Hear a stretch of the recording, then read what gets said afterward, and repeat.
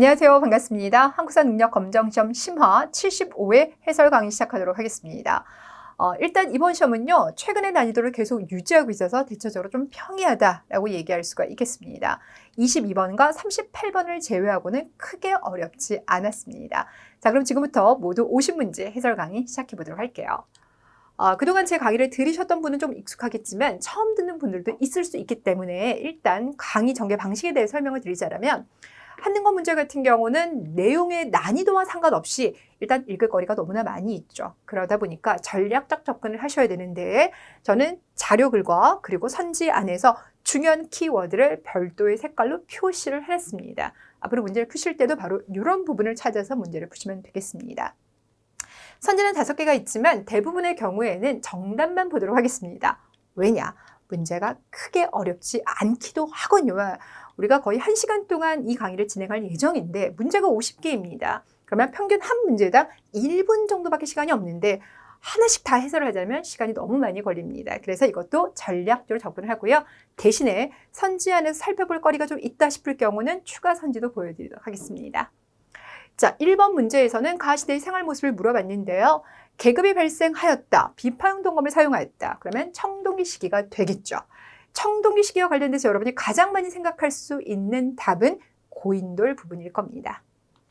2번 가보겠습니다. 저는 2번 문제를요, 선지 빼고 자료글만 봤을 때 드디어 나왔구나 이렇게 생각했습니다. 왜냐?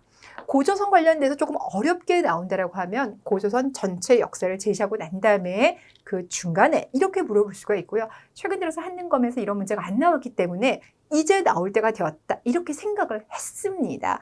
단 결과적으로 문제가 조금 평이했습니다. 가를 한번 보겠습니다. 준왕에게 망명해 왔다. 준왕은 이들을 서쪽 지역에 거주하게 하였다라고 하는데, 고조선 전체 역사 안에서 우리가 단군조선과 위만조선 이렇게 나눠볼 수가 있죠. 그 단군조선의 마지막 왕이 준왕이 되겠습니다. 자, 그럼 준왕 시기에 누가 들어왔나라고 봤더니 위만이 들어온 겁니다. 자, 그래서 봤더니 우거왕이 끝까지 성을 굳게 지키니라고 했는데요. 위만의 손자 우거왕은 고조선의 마지막 왕이 되겠고요. 한나라의 공격을 1년 동안은 막아냅니다만 결국은 침입에 맞서 싸우지 못하고 이제 고조선이 무너지게 되는 거죠. 자, 그러면 이들 사이 중간에 들어간다 그러면 위만이 권력을 잡은 이야기라든지 그 이후에 나타난 철기문화 발달, 중개무역 발달 이런 게 나와줘야 돼요. 자, 그런데 1번에서부터 5번 사이 보이는 선지 중에서 고조선 관련된 건 1번밖에 없습니다. 그래서 문제는 어렵게 나왔는데 선지가 너무 쉬워서 답은 그냥 금방 눈에 보였고요. 나머지들 같은 경우는 고구려, 백제, 신라와 관련된 부분이 나왔기 때문에 평이했다라고 볼 수가 있습니다. 3번에 가보겠습니다. 가 국가에서 볼 수 있는 모습으로 가장 적절한 것은, 한능검 같은 경우는요, 가 국가에서 해당하는 시기에 해당하는 정부에서 이런 문제 많이 나오죠. 근데 이번에는 유난히 그 문제가 너무 쉬웠어요. 보통 이제 이렇게 나왔을 때 예를 들어 여기 같은 경우는 신라입니다. 자, 신라 수도였던 경주에서 올해 에이펙 정상회의가 열리죠. 그렇다면 이제 난이도가 좀 올라가게 되면 이 안에서 신라 걸 조금 중복적으로 낼 수도 있는 거잖아요. 그렇죠? 물론 이거는 이제 시기 문제가 아니기 때문에 명확하게 답이 하나지만 시기 문제가 났을 때는 선후 관계 조금 헷갈리면 2개를 낼 수 있을 텐데, 이번 회차 같은 경우는 이런 식의 가국가, 해당하는 시대, 해당하는 정부 이렇게 물어봤을 때는 선지 안에서 딱 하나만이 그 나라이거나 그 시기거나 그 정부인 경우가 좀 많았어요. 그래서 체감 난이도가 상당히 내려갔습니다. 자, 다시 들어가서 어쨌거나 여기는 신라가 되겠고요. 5개 선지 안에서 신라 관련된 건 확실하게 눈에 띄죠. 천마총에서 발견된 천마도가 되겠습니다. 자, 4번에 갑니다. 마찬가지예요. 가나라 이렇게 물어봤는데 여기서 키워드는 경상북도 고령군, 거기에 있는 지산동 고분군입니다. 이걸 가지고 여러분들이 대가야를 유추해 보실 수가 있어요. 만약에 이 문제가 조금 어려워진다면 대가야 그리고 금강가야 관련된 선지가 나오면 난이도가 조금 올라갈 텐데, 여기 있는 선지 중에서 대가야, 금강가야 다 합쳐서 하나밖에 없었어요. 자, 그렇다면 답은 1번 되겠습니다. 금강가야 같은 경우는 법흥왕 때 신라의 복속이 되었고, 대가야는 진흥왕 때 복속이 되었습니다. 자, 5번에 갑니다. 밑줄 그은 그 나라의 경제 상황 그랬습니다. 자, 이 나라는 대대로가 국정을 총괄하고 있고요. 욕설과 처녀근지라고 하는 지방간이 보입니다. 이렇게 나왔어요. 조금 특이하게 백제, 신라, 발에 관련된 지방간의 명칭은 한능검에서 거의 다루지 않아요. 그런데 고구려의 지방간인 욕설과 처녀근지는 이렇게 제시문에 나오거나 선제에 나오거나 상당히 빈번하게 나오고 있죠. 그래서 기출문제를 많이 풀어보신 분들이라면 이건 고구려구나 이렇게 생각할 거고요. 자, 여기 있는 선지 중에서 여러분이 조금 주목하실 거 2번 아니에요. 2번은 이제 고구려와 관련돼서 워낙 여러분들이 많이 알고 계셔서 답은 금방 찾으실 것 같습니다. 일단 고구려 같은 경우는 처음부터 압록강 일대, 자 여기는 백두산입니다. 여기서 흘러나가는 압록강 일대 산악 지역에서 출발했는데 이 지역 같은 경우는 워낙 척박하고 날씨가 춥습니다. 먹거리 구하기 어렵죠. 그러다 보니까 한 번 구한 것들은 창고에 넣어두고 저장을 해두고 먹었단 말인 거죠. 우리는 그런 창고를 부경이라고 불러줍니다.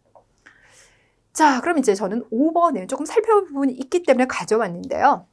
자관대식이가 뭐냐면 자관직에 있는 관리가 대출하였다.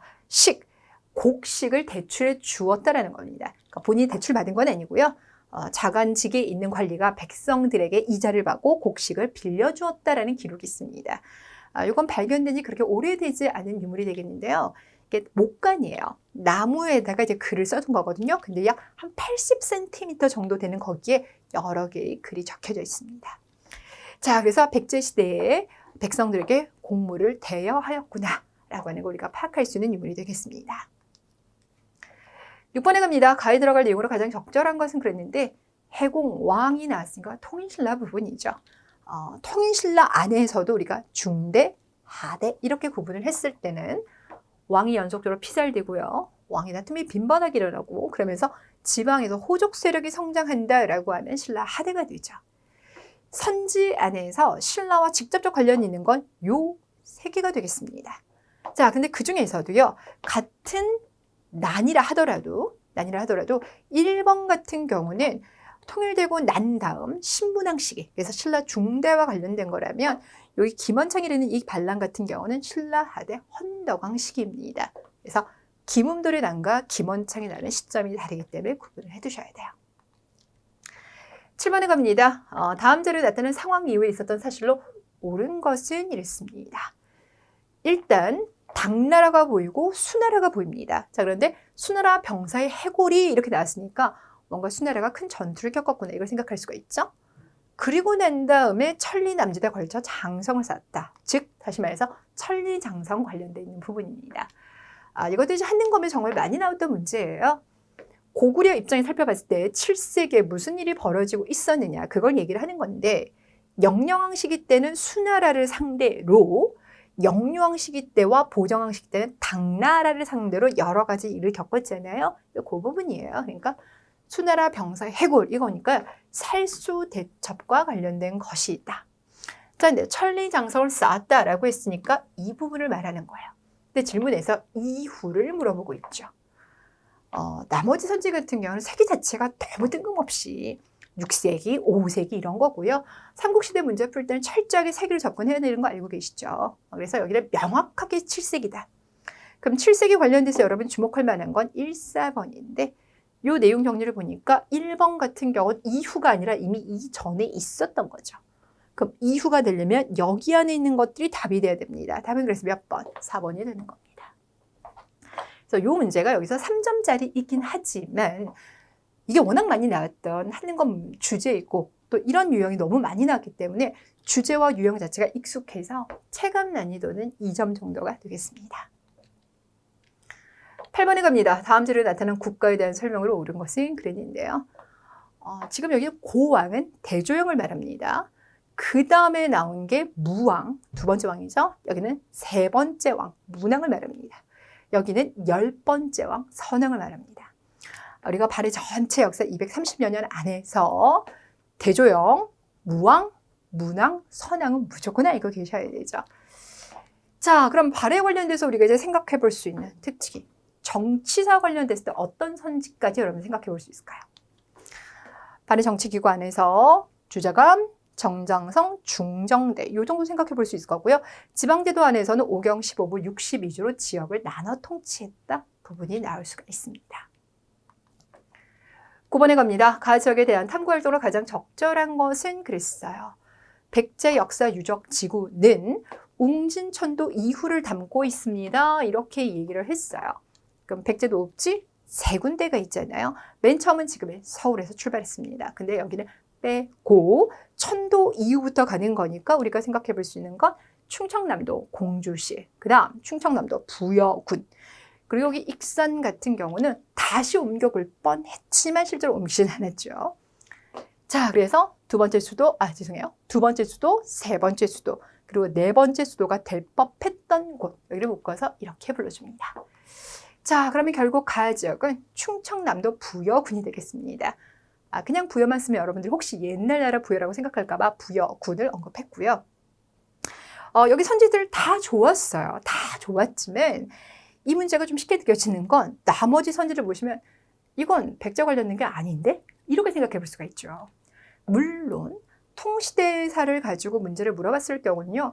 충남 부여군 관련돼서 그게 백제가 아니라 다른 시대와 연동돼서 나올 수 있는 가능성도 되게 많긴 하지만 충청남 부여군은 우리 한국사에서 다룬 어떤 사건으로 봤을 때는 거의 백제 시대만 다룹니다. 백제 시대만.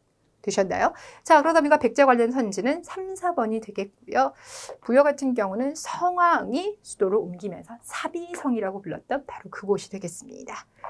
자, 그러면 4번은 어디입니까? 라고 했더니 이게 바로 대야성 전투가 있었던 바로 그곳이고요. 그곳은 경남 합천이 되겠습니다. 10번입니다. 가나안 사이에 시기 있었던 사실로 옳은 것은 그랬어요. 이 문제 같은 경우도 이제 전근대사 관련돼서 나오는 27개 문제 안에서 난이도가 높아서 3점으로 배정을 받았습니다.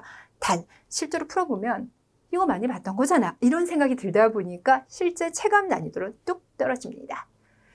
자, 견훤이 나왔습니다. 후삼국시대가 되겠죠. 자, 후삼국시대와 관련돼서는 주요 사건들을 우리가 여러 번 언급한 적이 있습니다. 여러분께서 이렇게 이제 파악을 하셔야 되는데 일단 후삼국 안에서 결국 가장 힘이 빠졌던 건 통일신라이니까 조금 제끼고 생각을 해보자면 라이벌 국가였던 고려와 후백제의 관계를 통해서 이 후삼국의 마지막을 볼 수가 있어요.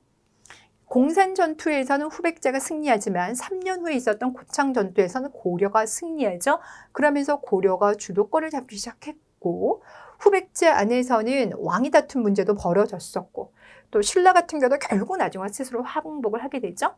그럼 후백제의 마지막 남아있는 왕이 신검이었는데 신검마저 격퇴하면서 후삼국 통일이 끝나는 거예요. 이 순서 많이 했던 문제입니다. 자, 가를 보시면 견훤이 신라의 수도로 들어갔다 그랬으니까 신라를 공격한 거예요. 자, 그러면서 신라 왕을 자결하게 하였다. 후백제의 위상이 상당히 강했을 때의 모습이 되니까 적어도 뭔가 요쪽은 아닌 것 같죠. 여기서 같은 경우도 주도권을 고려가 하던 그것도 아닌 것 같죠. 네, 그래서 가는 공산전투가 일어나는 배경이 됩니다. 후백제가 신라를 공격하게 되자 신라가 고려에게 도움을 요청했고 고려가 그것을 도와주기 위해서 파병하다가 큰 위기를 겪었던 사건입니다. 나에서는 결국 키워드가 뭐냐면 고창이라는 단어입니다. 이를 통해서 고창 전투를 생각하시는 거예요. 그렇다고 해서 저기가 전북 고창은 아닙니다. 지금의 경북 안동입니다. 이건 이제 시대에 따라서 행정구역이 다르기 때문에 발생하는 거고요. 어찌됐거나 우리는 고창 전투를 알고 있기 때문에 나는 여기에 해당하죠. 자, 그러면 가나 사이 중간에 들어갈 거 뭐밖에 없어요? 공산 전투밖에 없죠. 답은 그래서 1번입니다. 5번 같은 경우는요. 가장 아래쪽이기 때문에 시기적으로 조금 떨어져 있습니다. 자, 11번에 갑니다. 가왕에 대한 설명입니다. 옳은 것은 그랬는데요. 사료 말고요. 해설 부분으로 가볼게요. 자, 태학, 경학 박사, 고려사, 심의오 이런 걸 가지고 문제를 푸셔야 되는데 이미 여러분들이 12복을 딱 보는 순간 떠오르는 왕이 있긴 있을 거예요. 근데 잠깐만요. 이 부분 한번 짚어볼게요. 이 태학이 뭐냐라고 했을 때요. 국자감에 있는 하나의 섹션이에요. 국자감 안에는 일단 단과대가 2개가 있습니다. 유학을 공부하는 유학부가 있고요. 기술학을 전공하는 지금의 공대 같은 게 있습니다. 유학부 안에 다시 보시면 국자학, 대학, 사문학이 있어요. 자, 그러니까 여기서는 바로 이 태학을 가르치는 강사다. 이렇게 보시면 되죠. 자, 그러면 결국은 여기서 이제 국자감 설리가 관련되어 있는 거고요. 거기다 12모까지 설치했다라고 하면 고려 성종. 의외로 고려 성종이 시험 문제 나오게 되면 나올 수 있는 제시어는 한 4개 정도가 됩니다. 여기 나온 것처럼 최승로의 15, 28조 나올 수 있고요. 경제 파트에서는 건원중부 부분도 나올 수가 있어요. 외교 파트 같은 경우는 거란의 1차 침입을 서희가 외교 담판으로 맞섰다라는 부분이 출제 가능합니다. 자, 12번입니다. 가해 침입에 대한 고려의 대응 그랬어요. 고려시대 같은 경우는 방금 전에 보신 대로 거란, 침입부터 시작을 합니다. 그 다음 여진, 몽골, 홍건적 왜구 순으로 압박을 받습니다. 다시 가볼까요? 거란, 여진, 몽골, 홍건적 왜구. 거란, 여진, 몽골, 홍건적 왜구. 네, 좋습니다. 자, 그럼 삼별초는 어디서 할까요? 몽골 관련돼서 나오죠. 그 몽골 관련돼서 한능검에서 많이 나오는 선지는 이 정도가 되겠습니다. 인물로 봤을 때는 이제 이런 인물들이 나오는데요. 이번 선지에서 팔만대장경 나왔으니까 너무 답이 쉽게 나왔죠? 넘어갈게요. 13번 가에 들어갈 내용으로 가장 적절한 것은 그랬습니다. 자, 일단 고려 나왔습니다. 학자 그리고 최충이라고 나왔습니다. 고려시대 유학자로 여러분 떠올릴 수 있는 분이 요분들 정도가 될 거라고 생각을 해요. 자, 그중에서 최충과 관련된 거 찾아볼게요. 자, 먼저 2번에 보시면 만권당에서 원의 학자들과 교류하였다 그랬는데 만권당 같은 경우는 충선왕이 세웠던 학문연구소 같은 거예요. 자, 그럼 충선왕은 원나라 간섭기가 되겠고 이때 원나라에서 성리학이 유행하고 있으니까 고려 학자도 왔다 갔다 하면서 그걸 경험할 수가 있겠죠. 그래서 여기서 말하는 이재현이 되겠습니다. 자, 답은 3번이 되겠는데 최충의 학교를 우리는 문헌공도라고 하죠. 이 문헌공도 같은 경우는 그 안에 9개 반이 있었어요. 그래서 그걸 구제학당 이렇게 불러줍니다. 지공거, 한능검도 그렇고 뭐 공무원 시험에 있는 한국사도 그렇고요. 요즘엔 지공거를 언급하는 경우가 거의 없었습니다. 되게 오랜만에 보는 단어가 되겠는데요. 이건 시험 감독관입니다. 시험 감독관. 근데 그렇게만 말하면 그냥 감독하는 사람의 느낌이잖아요. 근데 여기서는 더 나아가서 봤을 때 사실상 시험을 주관하는 출제자이자 감독관 이런 자리라고 생각하시면 되겠습니다. 그러다 보니까 이제 합격자들 입장에서는 내가 이번 회차에 붙었는데 이번 회차의 문제를 전체 주관하신 분이 저분이야? 그럼 우리가 뭔가 스승 같은 느낌인 거죠. 우리나라가 그 기수 문화가 항상 좀 강하잖아요. 군대를 가도 너 몇 기야? 이렇게 물어보고 회사를 가도 너 몇 기야? 대학을 가면 몇 학번이야? 뭐 이런 거 따져보잖아요. 그래서 아무튼 우리나라가 그 이제 기수 문화가 좀 강한데 그 기수 문화가 고려 시대 때는 이번 과거 시험을 주관한 분이 누구이지? 저분이야? 그러면 지공거를 기준으로 해서 그 기수가 하나의 팀을 형성했다고 얘기를 합니다. 되셨나요? 자, 그러면 시험 최고의 감독관 역할을 했던 사람이 바로 누구냐? 최충인 겁니다. 근데 그런 사람이 은퇴하고 난 다음에 구제학당을 세우니 당연히 학생이 많이 몰릴 수밖에 없겠죠. 자, 성균관이라고 해서 조선시대만 생각하시면 안 되죠. 국자감은 고려 말에 성균관으로 이름을 바꾸었습니다. 이때 정몽주 등을 키웠다 이렇게 나오는데 누구일까요? 네, 이색이 되겠습니다. 그래서 고려 말에 성리학자를 우리가 굳이 구분을 했을 때 1세대 같은 경우는 안양과 이재현, 2세대 같은 경우는 이색, 그리고 3세대가 정몽주, 정도전 이렇게 얘기해 볼 수가 있습니다. 자, 14번 문제도 너무 평이했어요. 서경 보이시죠? 평양을 서경이라고 이렇게 올려서 불렸던 건 고려시대입니다. 자, 그런데 서경 반란군 이렇게 쓰니까 고려시대의 서경천도 운동이구나 이렇게 보시면 됩니다. 자, 고려 인종 같은 경우는요. 고려 전체 왕이 34명인데 그중에서 딱 가운데 17번째예요. 항상 가운데 때 여러 가지 문제가 터지죠. 조선 같은 그때 외란이 벌어졌고요. 고려 같은 경우는 이자겸이 난을 일으켰고 그리고 10년 있다가는 묘청으로 천도했어요. 그런 움직임이 막 일어났는데 중단되자 이 사건으로까지 발전하는 겁니다. 답은 그래서 3번입니다. 자, 14번입니다. 학생의 답변으로 가장 적절한 것은 그랬는데요. 일단 이 상황을 먼저 파악하시는 거예요. 그리고 난 다음에 이후 이렇게 물어봤습니다. 자, 여기 보시면 홍건적이 개경을 점거하자 이렇게 했는데 앞서 우리가 문제 풀면서 확인해봤죠.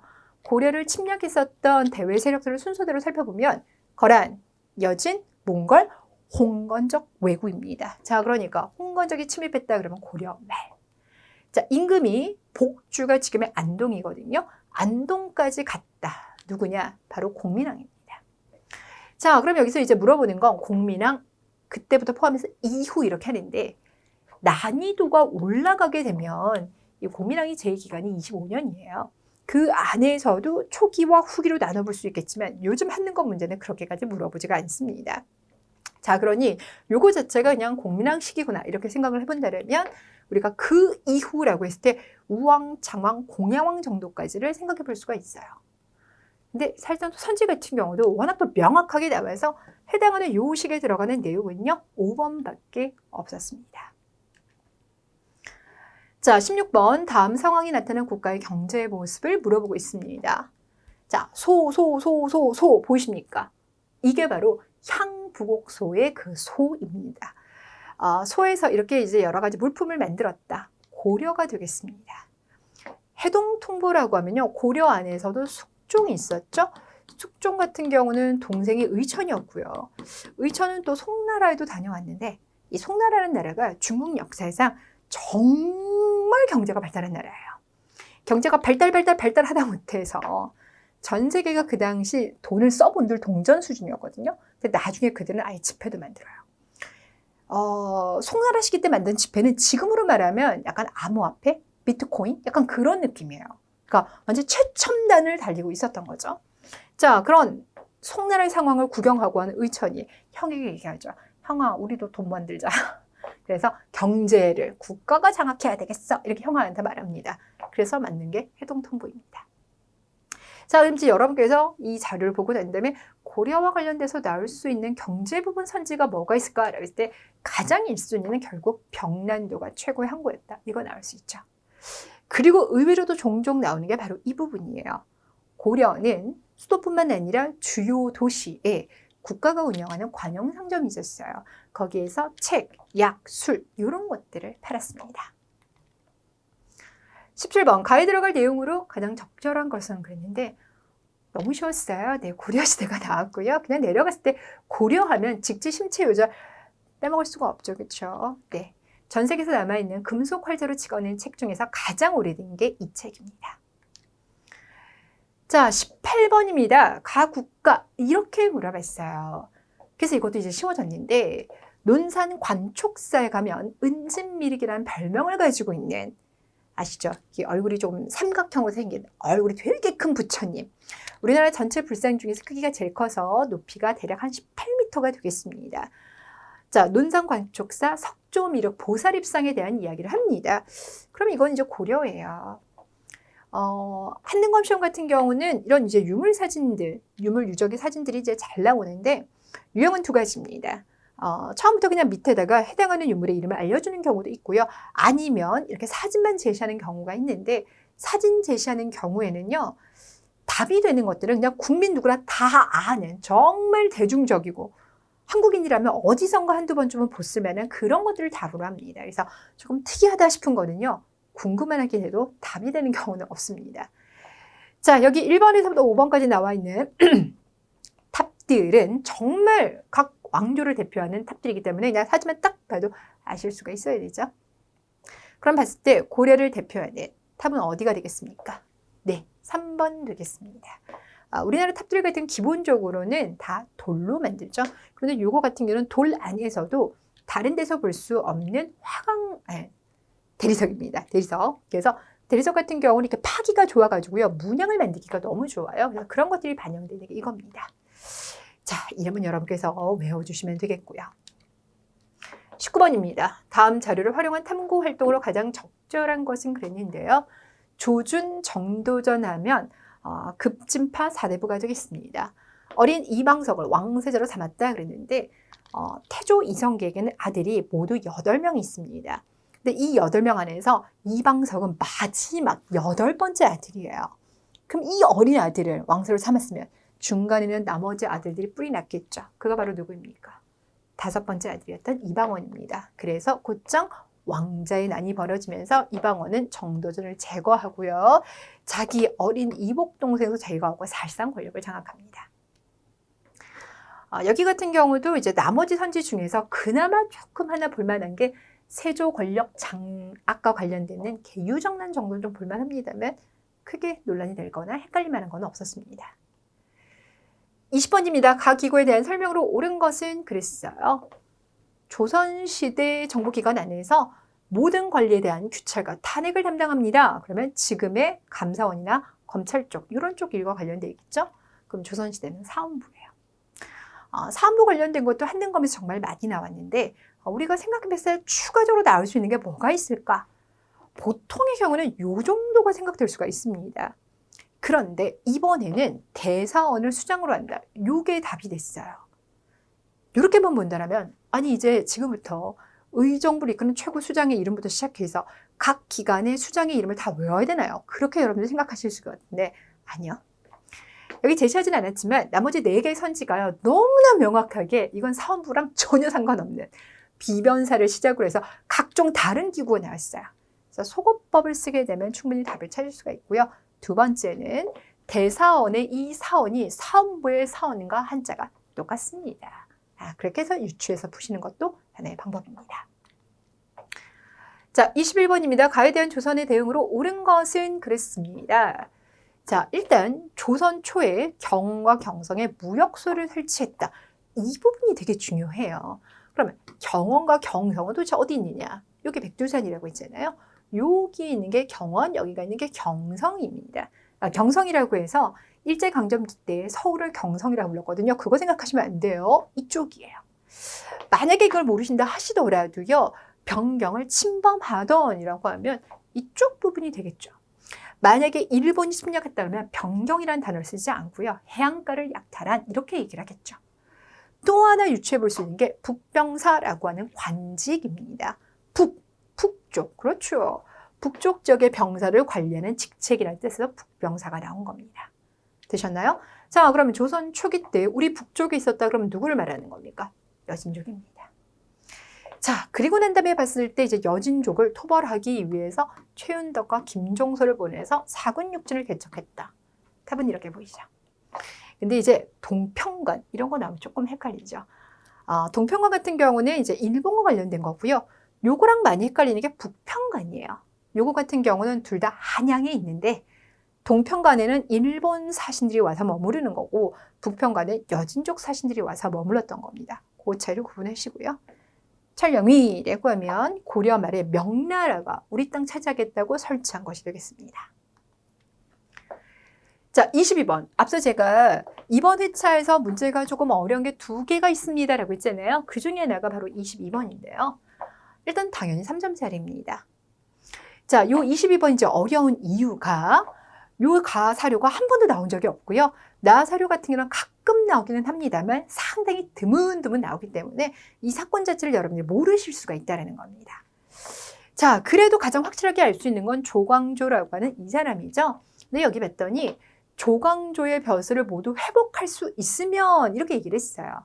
그럼 이거는 조광조가 숙청당하고 난 다음에 상황이 있구나 라고까지 유추해 보실 수가 있을 겁니다. 자, 중종은 결국 김효사를 통해서 자기 손으로 조광조를 내쳐버렸어요. 이해되셨어요? 네. 자, 그리고 난 다음에 이제 명종, 선조 이렇게 내려갈 텐데 내가 조광조의 어떤 복원을 깨우고 싶었으나 선왕께서 허락하지 않아서 쉽게 고치지 못했다 이렇게 했는데 그렇다면 중종의 아들이 명종인 거니까 여기서 선왕은 중종이 되고 나는 명종이 되나 이렇게 생각할 것 같은데요. 아니에요. 중종에게는 첫째 아들이 인종이었었습니다. 인종 같은 경우는 조선 역대 왕 중에서 제일 짧은 재임 기간을 가지고 있어요. 9개월밖에 못했어요. 몸이 아파서 9개월 만에 죽거든요. 그러면서 인종의 이복 동생이 명종으로서 즉위하게 되는 겁니다. 그래서 중종의 2 아들이에요. 이해되셨죠? 자, 그러면 요 가 상황 같은 경우는 인종의 고 시기를 말합니다. 되셨나요? 나 같은 경우는 명종 때 시험 문제 나오면 거의 을사사와 관련된 것만 나왔죠. 그런데 이제 여기서 나오는 게 양재역 벽서 사건입니다. 서울 지금 양재 있잖아요. 거기에 벽서, 그러니까 대접관을 붙은 거예요. 근데 그 대접에서 뭐라고 하냐면 이놈의 나라는 곧 망할 거야. 위로는 여자가, 밑으로는 간신들이 왕을 현혹시켜서 나라 망할 것 같아. 이렇게 얘기를 해요. 명종 같은 경우는 이제 한동안은 엄마가 수렴청량을 했었거든요. 그래서 명종의 엄마에 대한 비난 뭐 그런 것들이 들어가 있던 겁니다. 을사사화 벌어지고 바로 1년 있다가 요 사건이 벌어졌어요. 그래서 이렇게 파악하고 나면 답이 될 수 있는 게 이거밖에 없죠. 되셨나요? 근데 또 그렇지 않는다 하더라도 얘가 3점짜리긴 하지만 나머지 선지를 보면 이건 조선 후기로 한참 뒤로 가는데 이런 생각이 들다 보니까 조금 이제 기간을 한정시켜서 이게 굳이요 16세기, 17세기 다 깔아주고 문제 내고 그러진 않아요. 16세기 안에서 약간의 선후관계, 17세기 안에서 선후관계 이렇게 물어보지 15세기, 17세기 주고 중간에 16세기 이렇게 안 물어보거든요. 그래서 시간을 이렇게 한정시켜 본다라면 2번 을사사와 관련된 부분이 답이 되겠습니다. 자, 23번에서는 남한산성 무너지고 송시월 뭐 이런 게 나왔으니까 이건 병자호란이죠. 한능검에서 병자호란 나오잖아요. 선지는 딱 하나밖에 없어요. 바로 김준용이 광교산 전투에서 승리한 거 이거밖에 안 나와요. 왜냐? 요 병자호란 벌어졌을 때 우리가 대체적으로 거의 전투에서 패했고요. 지방에서 이게 봉기한 그 군대들이 왕을 구출하겠다고 이제 한양으로 오게 되거든요. 그들을 근황병이라고 하는데 근황병 안에서 승리를 거뒀던 대표적인 사례가 수원 광교산에서 벌어진 전투입니다. 여타 다른 한국사 시험 문제에선 잘 나오지 않는 선지인데 한능검에서는 요 2번 선지가 정말 자주 나옵니다. 24번입니다. 가왕에 대한 설명으로 옳은 것은 그랬는데요. 2인자의 난이 있습니다. 물론 이것만 딱 보고도 조선 영조를 생각하실 수 있어요.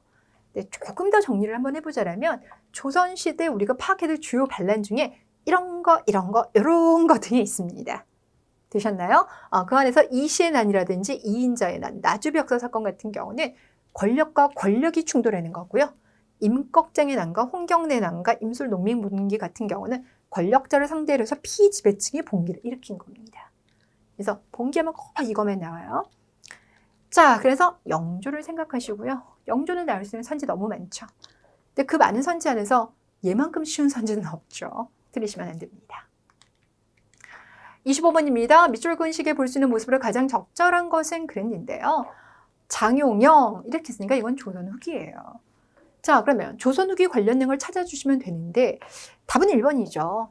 춘향전은 뭐를 의미하냐면 한글로 쓰여진 소설입니다. 그래서 일반 서민들도 쉽게 읽을 수 있었다. 자, 조선 후기 문화를 상징하죠. 3번과 5번 같은 경우는요. 이게 조선 전기라는 걸 보여주기 위해서 제가 가져온 건데 이거는 워낙 많이 나왔던 선지니까 뭐 실수만 안 하시면 될 것 같고 요거 잠깐만 좀 볼게요. 경시서가 나오면 이게 조선 전기예요. 왜 그러냐? 경시서는 고려 때도 있었고 조선 전기 때도 있었던 한양 수도에 있었던 시장을 시전이라고 하죠. 시전의 물건을 관리하는 기관입니다. 자, 그런데 이게 세조 때 평시서로 이름을 바꿨어요. 네, 그렇기 때문에 이렇게만 나온다 그러면 조선 전기에만 해당합니다. 26번입니다. 또 해당하는 시기 이렇게 나왔는데 여기서 제일 중요한 키워드는 고구마예요. 그럼 이걸 딱 보는 순간 여기는 조선 후기죠. 이렇게 생각하셔야 되죠. 자, 그리고 난 다음에 답을 봤을 때 여기서 이제 하나가 조금 헷갈릴 수가 있습니다. 뭐냐? 우리가 이제 일본과 되게 제한적으로 교류를 했는데 세종 때 광해군 때 일본과 제한적 교역을 약속하는 조약이 체결되죠. 이게 계의약조와 기후약조. 이건 알고 계시죠? 그러면서 동시에 열은 항구도 구분을 하셔야 되는데 세종 시기 같은 경우는 3개의 항구를 열었기 때문에 부산포, 연포, 제포 이렇게 돼요. 그런데 임진왜란 이후부터는 딱 한 곳만 개방합니다. 근데 선지에서 일본에 보시면 연포가 나왔잖아요. 이 연포가 여기 있어요. 지금 울산 쪽이거든요. 그럼 요거는 삼포를 개항했던 조선 전기가 되는 거예요.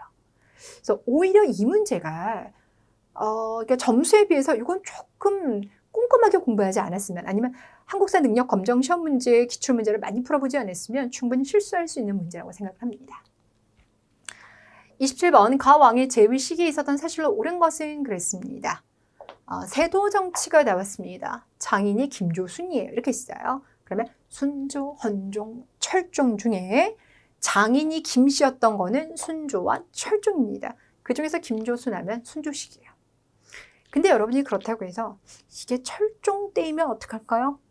그럼 이제 고민을 좀 해보셔야 되겠지만 이번 시험 문제에서는 철종 시기가 나온 게 없어요. 여기 나와 있는 선지 안에서 19세기 관련된 건 딱 이거 하나밖에 없었습니다. 답은 그래서 4번 되겠습니다. 28번입니다. 가석권에 대한 설명으로 옳은 것은 그랬어요. 이거 누가 봐도 갑신정변이잖아요. 갑신정변이 의외로 결과 관련돼서 나오잖아요. 그럼 딱 두 개 나와요. 한성조약과 텐진조약이 나옵니다. 29번 가 종교에 대한 설명으로 옳은 것은 그랬어요. 자, 2대 교주가 최형입니다. 이거 동학이잖아요.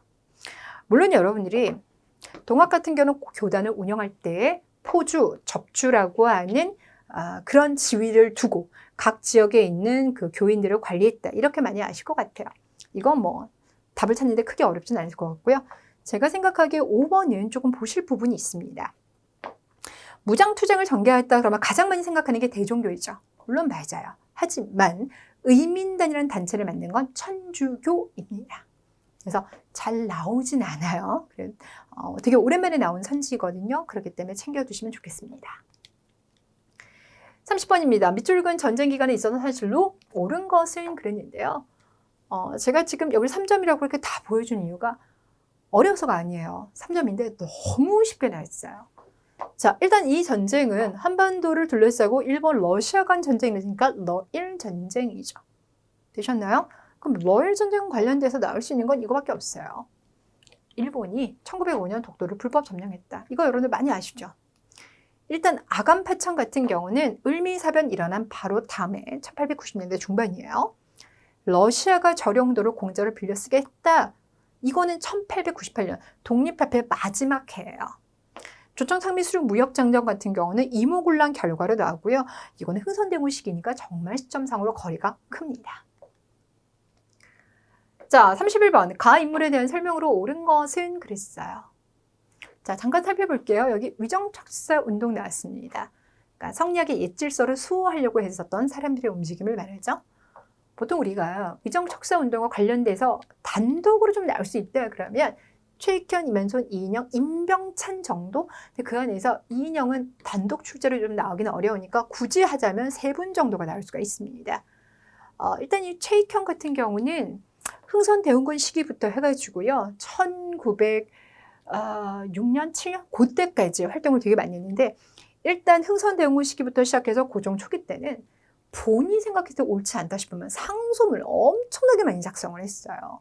그래서 그 부분 관련해서 나오는 게 있고 두 번째는 이분이 결국 돌아가셨던 게 을사의병 때 그때 결국 일본에 체포가 됐고 쓰시마 섬으로 갔고 근데 이미 그때가 그분 연세가 70대 중반이었거든요. 되게 고령이었는데 그곳에서 단식투쟁을 하다가 몸이 쇠약해졌어요.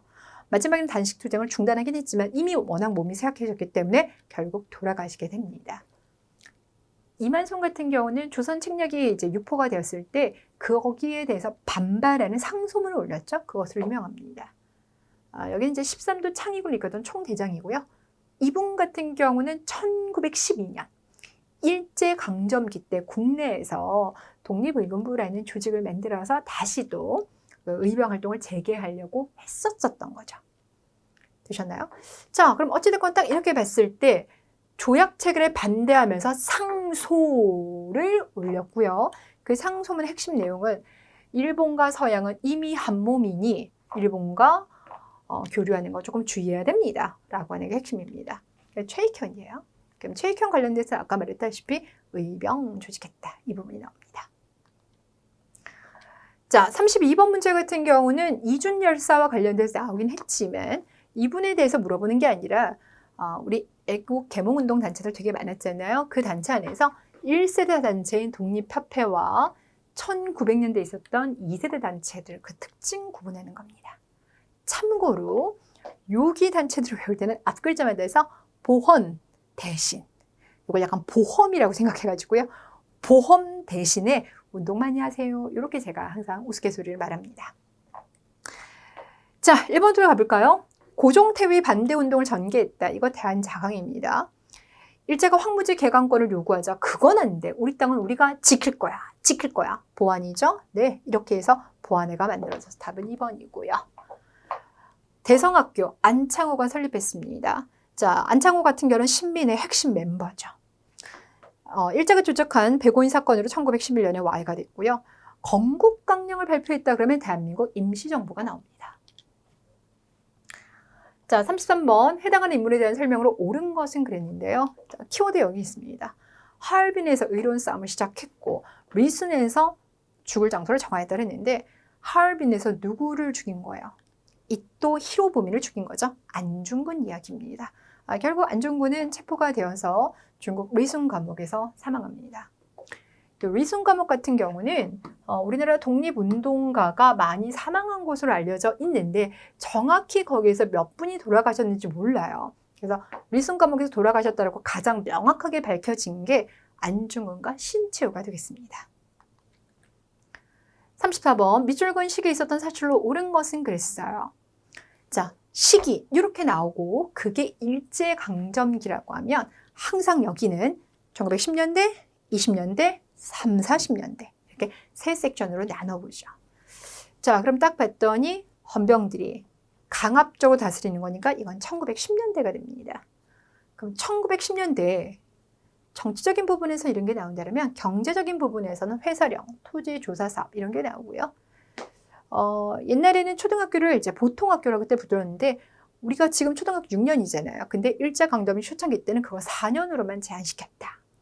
한능검에서 이것도 되게 잘 나와요. 일제는 1915년, 그러니까 식민 통치한 지 딱 5년 되는 해잖아요.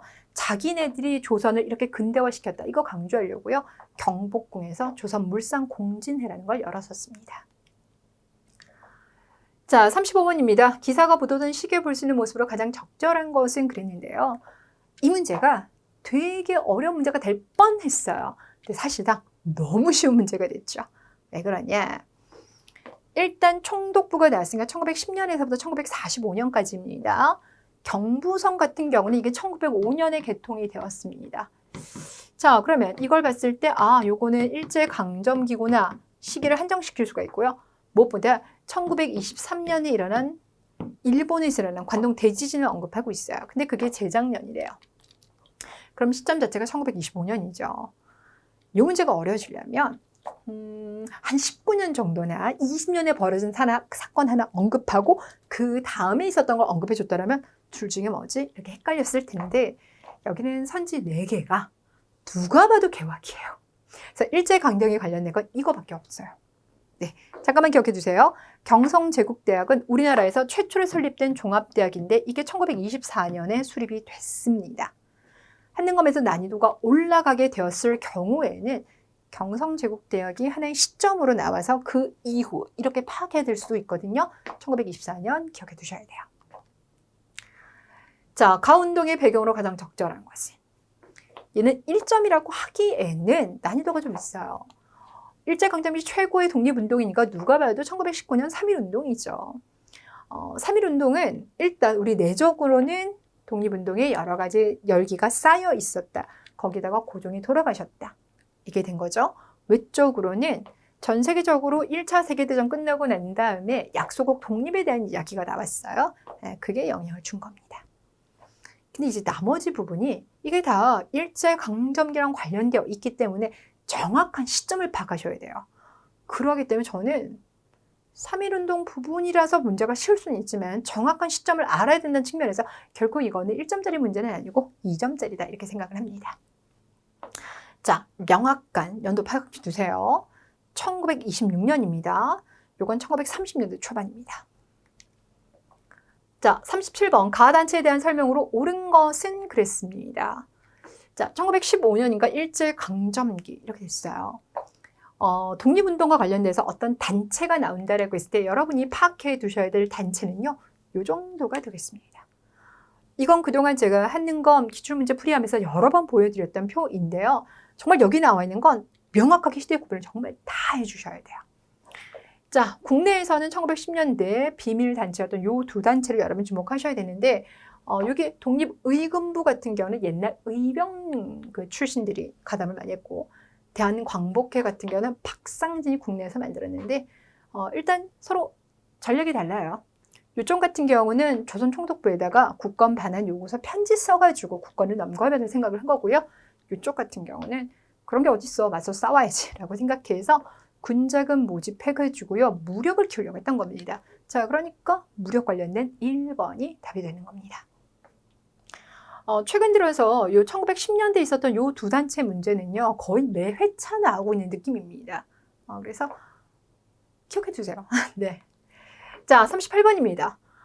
이번 시험 문제에서 가장 어려운 문제가 바로 이 문제가 되겠는데요. 일단 가, 나, 여기가 너무 중요해요. 자, 먼저 가려 보시면 대한제국은 전제 정치이다. 대한제국의 대황제가 어떤 권한을 가진다. 이렇게 나와 있어요. 대한제국은 1897년에 수립이 되지만 대한제국 국제는 1899년도에 반포가 됩니다. 자, 연도가 중요했어요. 중추원. 이거는 우리식 의회를 표방하면서 개편을 시도했던 겁니다. 여기 보면 인민협회라고는 아닌데 이거 독립협회를 말해요. 독립협회가 정부를 설득하죠. 우리도 근대식 의회가 필요한 것 같으니 기존에 있는 저 중추원을 개편하면 어떡할까요? 이렇게 얘기를 한 거예요. 이게 1898년인데 이 98년을 어떻게 파악하느냐? 독립협회의 마지막 해 이렇게 파악하셔야 돼요. 그래서 이게 있죠. 독립협회가 만 3년 동안 활동하거든요. 그 기간과 대한제국이 출발한 요 끄트머리가 겹쳐있는 부분이 있어요. 이해되셨죠? 그래서 2년 정도는 여기가 겹친단 말인 거죠. 그래서 독립협회가 먼저 있고 처음에는 고종이 알았어 중추원을 의회로 바꿔볼게 라고 하다가 나중에 마음을 바꿔서 아니야 그냥 입헌군주 그런 거 말고 전제주의 국가로 갈래. 그러니까 전제정치 할래. 이렇게 해서 대한국 국제라는 걸 만든 겁니다. 얘 파악이 왜 중요하냐면 다 같은 경우는 누가 딱 봐도 대한민국은 이라고 했으니까 1948년 초대 헌법이잖아요. 그리고 우리나라 국회의원들은 기본적으로 임기 4년이지만 재헌 국회의원들만 임기 2년입니다. 근데 거기 가나다라 순서 배열하세요. 그러면 얘가 누가 봐도 맨 뒤에요. 네. 그리고 난 다음에 이제 보면 2번, 3번만 선택하면 되거든요. 문제에서 보시면. 근데 그 2, 3번이 얘를 먼저 할지 얘를 먼저 할지 결정하는 거예요. 솔직히 이거는 자료 자체로는 이거 뭐지? 최근에 본 적이 없는데 이거 되게 어려워. 이렇게 생각하지만 얘 자체가 답을 구하는데 문제가 되진 않아요. 그래서 얘를 맨 뒤로 빼고 이거 두 개 순서 배열할 줄만 알면 답은 이미 딱 보여요. 자, 그래도 요거 같은 경우는 한눈검에 잘 나오진 않지만 공무원 시험에서 워낙 많이 나왔던 거라서 좀 보셔야 돼요. 자, 여기서 융희라고 하는 게 보이죠? 이거 누구의 연호냐? 순종의 연호입니다. 마지막 순종의 연호이거든요. 자, 그러니까 순종이 삼보를 포기한 8월 29일은 우리 동지가 삼보를 계승한 날이다. 이렇게 말했는데 이건 뭐냐면 그러니까 독립운동가들이 보기에 순종이 1910년 8월 29일 일본에게 모든 국권을 넘겨준다고 사인했잖아요. 그 날은 왕이 스스로 모든 통치권을 포기하는 것이니 거꾸로 말하자면 일반 우리 국민들이 그 통치권을 넘겨받은 날이야. 국민 주권이 본격적으로 시작되는 날이야. 이렇게 얘기를 하는 거예요. 되셨나요? 자, 그러면서 하는 말이 그래 황제가 스스로 권력 버렸는데 그 황제를 기다리면서 우리가 독립운동해야 돼? 그럴 필요 없잖아. 지금부터 국민주권 체제를 만들자. 이렇게 얘기를 하는 거예요. 이게 1917년에 중국 상하이에서 독립운동 하셨던 분들이 발표한 대동단결 선언이라는 겁니다. 되셨나요? 그래서 가장 어려운 건 라일 거예요. 요건 그래도 좀 보셨을 것 같고 아니면 다 빼고 다 어려운데 그러실 수도 있을 것 같아요. 자, 어찌됐거나 여기가 가장 어려운 문제고 전략적 접근을 하셔야 됐던 문제였다라고 말씀드리겠습니다. 자, 39번입니다. 가 지역 그랬는데 해외 독립운동 거점 지역 같은 경우는 매 회차 한 문제씩 나오고 있죠. 유칸탄반도는 멕시코 끄트머리에 있는 곳이 되겠습니다. 에네켄 농장에서 한국인들이 일하고 있었어요. 우리나라가 이제 미국으로 1903년 처음으로 하와이 사탕수수 농장으로 이주하는 노동자들이 이제 등장을 했는데 그러다가 멕시코 같은 경우는 딱 1년만 갔어요. 근데 이분들 같은 경우는 이제 간 사람들 중에 대한제국 군인 출신들이 있다 보니까 그들이 그곳에서 진짜 힘들게 살았거든요. 힘들게 살면서도 군사학교를 만들어서 독립군을 양성하려고 했습니다. 그게 바로 숙무학교입니다. 자, 40번입니다. 학생의 답변으로 가장 적절한 것은 그랬는데요. 지금 여기서 나오는 건 1923년에 있었던 암태도 소작쟁이죠. 네. 자, 나머지 선지를 쭉 보시면 거꾸로 한번 가볼게요. 토지 조사량을 정확히 몰라도 1910년대인 건 아시잖아요. 근데 여기에선 이후라고 했으니까 시점상 맞지 않습니다. 정확한 시점은 1912년입니다. 농광회사. 이건 여러분 조금 헷갈릴 수 있을 것 같은데 혹시 보안에는 아시나요? 네, 앞에서 말했었죠. 일제가 황분지 개간을 요구하자 그거 안 돼! 라면서 시민들이 급하게 만든 단체인 거고 일본을 막는 것만으로 끝내는 건 아니에요. 우리도 황무지를 개간해야 되겠죠. 그래서 출자된 회사가 농광회사라는 겁니다. 그래서 같은 목표를 가지고 활동했던 거예요. 자, 그러니까 여기는 이제 1904년의 상황인 거죠. 결국은 답이 3번이 되는데 조선 농민총동맹, 조선 노동총동맹 이런 것들은 1927년입니다. 네. 근데 27년을 모르신다 하더라도 전체적인 흐름에서 나머지를 소거해 보시면 답을 찾을 수 있고요. 또 하나는 이렇게 소작쟁이가 활발하니까 결국 전국 단위의 농민단체가 만들어지는구나. 이렇게 유추해 볼 수도 있습니다. 자, 41번은 그냥 가 단체만 봤을 때는 맞춤법 통일안이 나왔으니까 조선은 학회이고, 조선은 학회했을 때는 표준화 제정, 한글 맞춤법 통일안 나왔어요. 그리고 난 다음에 우리만 큰 사전을 준비했으나 결국은 중단되었어요. 보통 시리즈가 있잖아요. 그건 답은 이에요. 자, 그런데 1번, 2번, 5번 같은 경우는 그렇게 막 아주 자주 나오는 건 아니에요. 특히나 요 2번은 제가 생각하기에 한능검에서는 정말 오랜만에 한 60회차 이후에서는 아예 본 적도 없는 선지이거든요. 그래서 좀 챙겨보려고 하는데 결과론적으로 말했을 때 이건 다 개화기때입니다. 최초로 한글 띄어쓰기와 관련돼서 많이 나오는 건 주시경의 노력 이야기가 나오죠. 이게 문전이라는 게 지금으로 말하면 문법사입니다. 문법사에 대해서도 관심이 있었던 사람이 누구냐면 육일준이에요. 그래서 육일준, 주시경 이런 사람들이 한글과 관련된 운동을 많이 전개했고요. 1907년에 대한제국에서 공문연구소라는 걸 두었습니다. 자, 42번 가에 들어갈 내용으로 가장 적절한 것은 그랬는데 일제강점기의 생활모습. 근데 나머지 선지는 일제강점기랑 상관없기 때문에 결국 답은 1번이 답이 되었습니다. 일제강점기 때 생활모습에서 나올 수 있는 게 우리 민족 최초의 영화 이야기도 나올 수 있고요. 요건 집이 완전 느낌 다르지 않아요? 요거 2층 양옥집, 이건 보급형 주택. 이런 거는 이제 돈 많은 일본인이 살았다 이런 거죠. 토막집은 그냥 온막집이에요. 그러니까 그나마 일반 서민들은 영단주택이라도 사는데 완전 최하 빈곤층 같은 경우는요. 그냥 외곽 지역에다가 그 뭐라고 합니까? 거적이라고 하나요? 근데 그런 것들 몇 개 덮어가지고 만드는 임시거처 있었고요. 전쟁이 확산되면서 1940년대 여성들은 몸빼라고 하는 일바지를 입게 되었습니다. 자, 43번에서 부대 이야기가 나왔고요. 봤더니 1940년 충칭에서 만들어졌다 지창천이 총사령관이다 라고 하면 한국광복군. 앞서 문제에서 제가 대한광복회를 비롯해 쭉 시대별로 정리해드렸죠. 그거 한번 떠올려 주시면 돼요. 그럼 한국광복군이 제시가 됐을 때 답으로 나올 수 있는 거는 보통 이 정도입니다.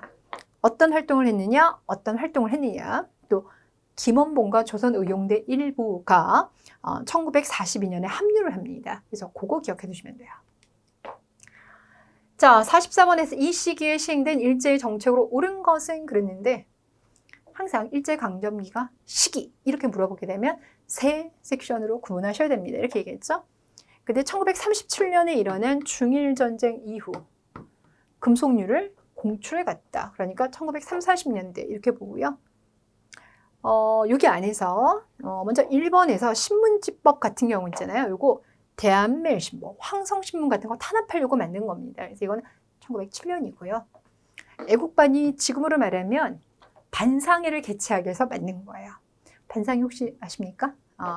그러니까 우리가 동 단위로 살아가잖아요. 그 하부 단위로 통, 반 이런 거 만들죠. 통장님, 반장님 그런 분들 만나보셨나요? 저희 집에 1년에 한 번? 2년에 한 번 정도 와가지고 몇 사람 사는지 파악해 가시던데.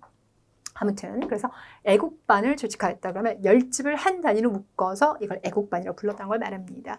결국 이거 시민 통제하려고 하는 거예요. 요건 앞서서 한번 말씀드린 적이 있죠. 1915년입니다. 정확히 말하면. 자, 이때 경복궁에서 일제가 조선물산 공진회라는 걸 열어가지고 식민 지배를 좀 이렇게 과시를 한 겁니다. 자, 45번입니다. 다음 성명이 발표된 이후의 사실로 옳은 것은 이라고 해가지고 지금부터 시작해서 이제 현대사 문제가 나옵니다. 근데 현대사 문제도 상당히 평이했는데 요 45번 문제가 3점짜리이긴 하나 이걸 딱 읽어보는 순간 이건 김구가 했던 이야기잖아요. 아시잖아요. 자, 광복지구 상황 안에서도 1948년 5월 10일 날 총선거가 예정돼 있어요. 근데 이건 남한에서만 이루어지는 선거잖아요. 결국 분단의 가능성이 눈앞까지 다가옵니다.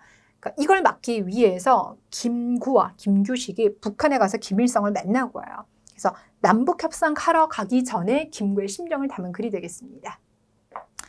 자, 그러면 이제 이와 관련돼서 그 이후 하면 나올 수 있는 게 얘밖에 없네요. 그럼 나머지는 다 이전인데 모스크바 3국 외상회의는 광복하고 난 다음에 여기서가 이제 모스크바 3국 외상회의 결과물이 되는 거죠.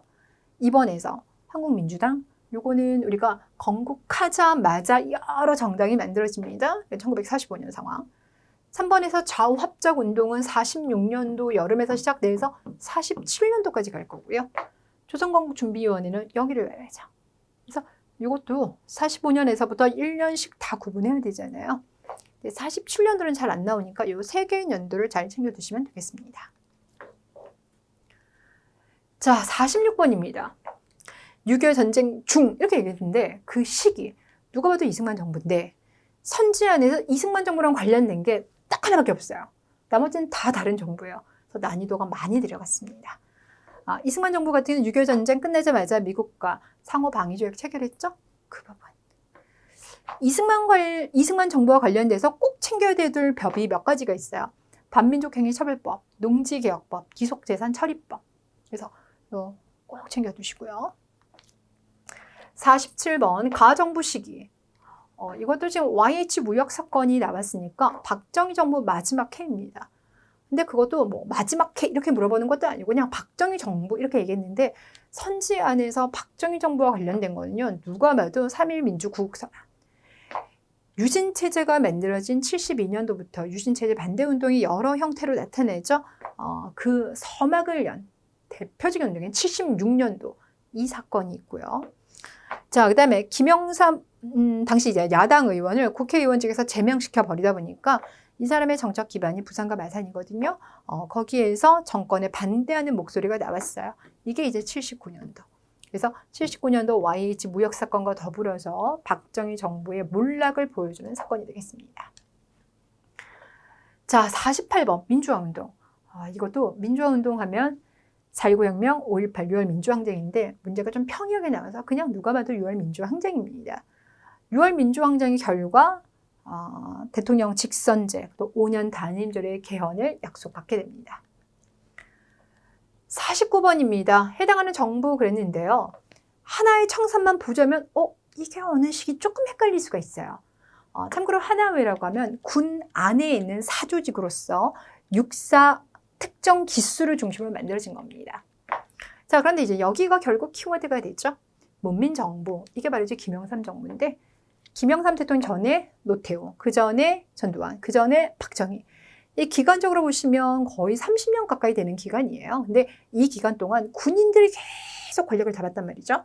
게다가 30년 넘게 드디어 이제 김영삼이라고 하는 문민 출신이 대통령이 되었기 때문에 별칭을 이렇게 만들었습니다. 자, FTA. 지금은 이제 그 트럼프의 무역 정책으로 인해서 이제 FTA가 역사의 뒤안길로 사라지게 되는데 어찌됐거나 이제 우리나라가 적극적으로 FTA를 체결하면서 세계화에 이제 발디뎠던 게 노무현 정부입니다. 그래서 칠레와 시작했고 그다음 미국과 체결을 합니다. 수출 100억 달러를 처음 달성했던 게 박정희 정부가 되겠고요. 그다음 4번에서 소련과 수교 그랬는데요. 일단 소련 그 전에는 헝가리, 소련 이후에는 중국. 그러니까 공산주의 국가들에게 문호를 개방하면서 그들과 교류를 하겠다. 노태우 정부입니다. 여기 같은 경우는 일단 이 5번 선지가 한등검에서 거의 제가 본 적이 없는 것 같아요. 그렇기 때문에 5번 답만 보자면 문제가 너무 어렵지만 소거법을 진행하게 되었을 때는 자연스럽게 얘만 남으니까 5 이렇게 생각할 수 있겠죠. 자, 추가 설명 들어갑니다. 거창 사건이라는 게 뭐냐면 6.25 전쟁 중에 있었던 국군의 민간인 학살 사건입니다. 국군에 의한 민간인 학살 사건이에요. 경남 거창 지역. 지금은 거창고가 있는 것으로 되게 유명한 그 지역입니다. 이 지역에 국군이 나타나서 그 당시 이제 남한 지역에 북한의 빨치산 세력들이 남아 있었던 경우가 있었어요. 그래서 그들을 토벌한다는 명분으로 그냥 전혀 상관없는 민간인들을 대량 학살을 했습니다. 그래서 한 720명 정도가 우리 국군 손에 의해서 죽었어요. 근데 이게 6.25 전쟁 중에도 논란이 됐어요. 아니 그냥 마을 사람들이 다 죽은 거예요. 이게 뭐야? 막 진상조사를 한 거죠. 그래서 그러니까 빨치산을 잡겠다는 목표로 너무 과잉 진압을 했다. 그래서 논란이 되어서 뭐 그 당시 국방부 장관이 사임하고 이렇게 되긴 했었는데, 그 이후로 이승만 정부의 북진 이야기 계속 나오고 박정희 정부가 얘기하는 반공 이런 것 때문에 이게 공식적으로 논의가 잘 못 됐어요. 그러다가 요 김영삼 정부 때 같은 경우는 여러 가지 국가적 과오에 대해서 재조사라든지 뭐 특별법 제정 이런 거 많이 했거든요. 그래서 거창 사건 부분도 있지만 5.18 민주화 운동과 관련된 특별법도 김영삼 정부에서 만들어졌어요. 자, 마지막입니다. 50번. 4.3 기념관이가 제주 4.3 사건을 말하고 있죠. 제주도와 관련돼서 통사 문제가 나올 때요, 가끔 나오는 인물이 바로 누구냐면 4번에는 김만덕이라는 분입니다. 여성 상인인데요. 이분이 조선 후기 때 부호였어요. 여성 상인, 부자였거든요. 그런데 자기의 고향 제주도에 기근이 닥치게 되자 본인이 자기 돈 들여서 쌀 사가지고 와서 백성들에게 나눠주게 됩니다. 근데 이때가 조선 정조 때가 되겠는데, 정조가 이게 너무 고맙고 너무 기특한 거예요. 그래서 원하는 게 뭐야? 이렇게 얘기했더니 그 당시 제주 여성들은 한평생 제주 밖을 나갈 수가 없었는데, 김만덕이 저는 제주 밖을 나가서 금강산 구경하고 싶습니다 라고 말했다고 합니다. 그래서 특별하게 그녀에게 허락을 했다라고 해요. 자, 거의 랩 수준을 했어요. 제 마음 아시죠? 네, 그랬음에도 불구하고 결국 1시간 넘어갔네요. 고생 많으셨고요. 여러분들에게 도움되었기를 바라겠습니다. 수고 많으셨습니다.